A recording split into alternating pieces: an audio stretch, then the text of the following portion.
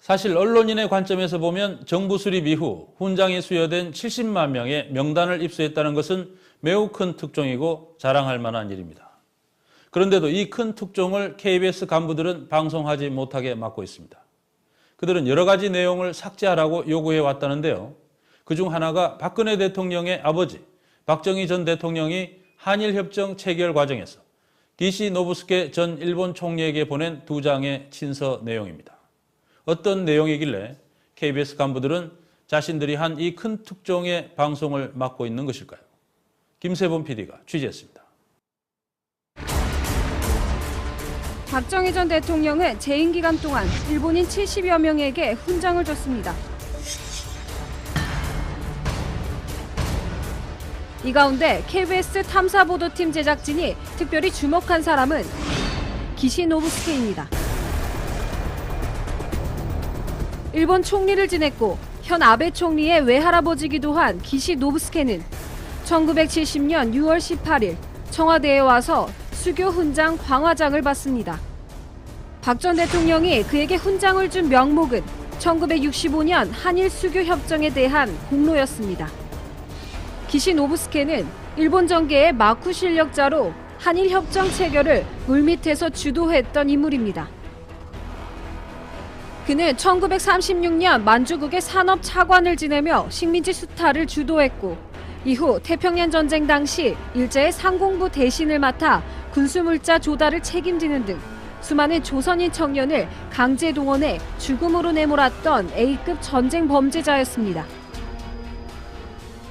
일본 아키타현에서 조선인이 가장 많이 끌려온 곳이 하나오카 광산이었다.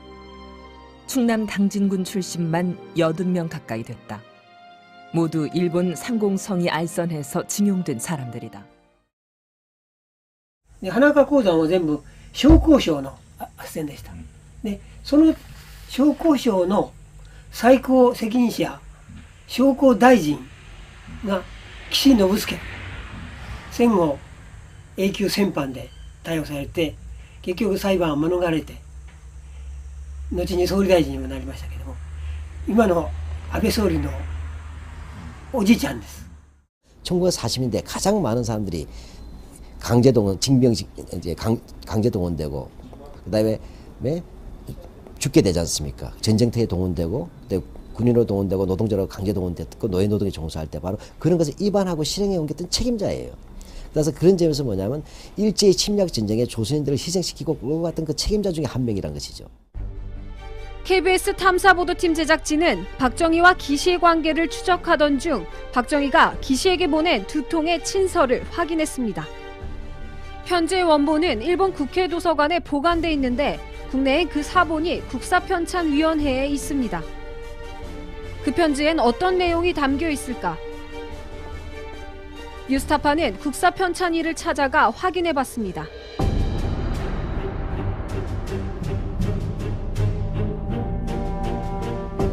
(5.16) 쿠데타로 집권한 박정희는 국가재건 최고회의 의장 자격으로 1961년 8월과 1963년 8월 당시 총리 자리에서 물러나 있던 기시 노부스케에게 친서를 보냅니다.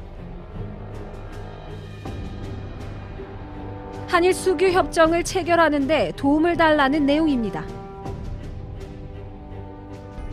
더욱 장차 재개하려는 한일 국교 정상화 교섭에 있어서의 귀하의 각별한 협력이야말로 대한민국과 귀국가의 강인한 유대는 양국의 역사적인 필연성이라고 주장하시는 귀의가 구현될 것이라 생각합니다. 한일 간의 국교가 하루속히 정상화되어야 한다는 것은 본인의 변함없는 신념입니다.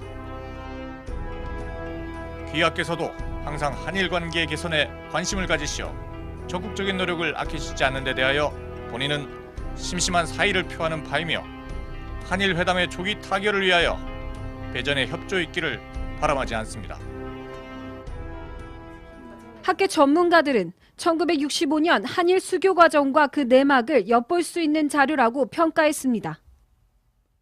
근데 물론 거기에는 그 동등한 입장에서 새로운 관계를 맺겠다라고 하는 것보다는 아무래도 기시 씨의 그 머릿속에는 과거에 있었던 그러한 만주에서의 경험이나 이런 것들이 기저에 깔려 있었던 것은 분명하겠죠. 그러니까 그게 대아시아주의 또는 일본 맹주론이라고 하는 것이 반공주의와 결합이 되면서 일본이 아시아에서 리더의 역할을 하겠다, 자임하겠다라고 하는 그런 입장에서 나왔던 그런 행동이다.